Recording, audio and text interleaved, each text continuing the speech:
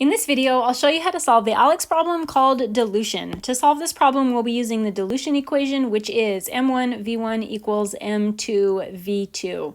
You might be seeing a different variation of this equation. Sometimes instead of M, we use C. Sometimes instead of ones and twos, we use initials and finals or A's and B's, but either way, the equation is the same.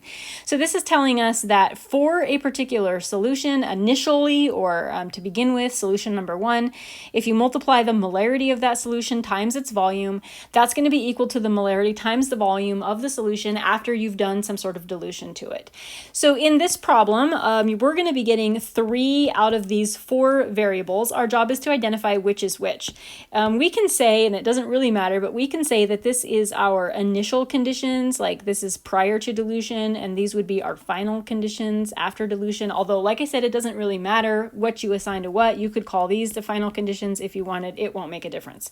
So when we go through and read this problem, the only really tricky part here is making sure that, like, when we're looking at a volume, we have to decide, is this V1 or is this V2? We've got to make sure we get that correct. So this is telling us that the chemist makes 480 milliliters. That would mean if they're making it, that would mean that that is the final volume. So 480 milliliters is going to be my V2.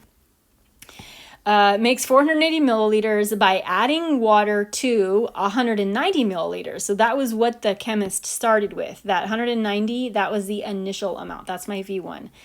Adding water to 190 milliliters of this 0.00259, that means that that was my initial molarity or my initial concentration. And then it's asking me to calculate the concentration of this working solution. That's just the new solution. So that means we're trying to figure out what is the final molarity, what is the M2. One of the really cool things about this dilution equation is that it doesn't really matter what unit we use for M. Traditionally, it's molarity, but it doesn't have to be. And also, it doesn't really matter what unit we use for V, as long as we use the same unit. So we can leave V in units of milliliters if we wanted. That's totally fine. Even if it was a weird unit like gallon, we'd be able to leave it as long as we're consistent and use the same units for the whole entire equation. So our M1 we decided is the 0.00259 molar. The V1 is the 190 milliliters.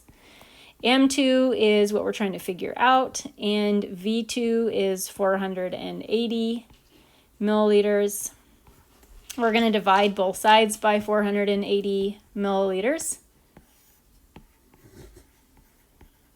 The 480 milliliters are going to completely cancel on the right-hand side, and on the left-hand side, the milliliter units are going to cancel. That's why it doesn't matter what volume unit you use. As long as you're consistent, that volume unit will go away. And we'll do the math on this. 0.00259 times 190 divided by 480. This gives me a molarity of 0.001025, and this wants it to 3 sig figs. 0.00103.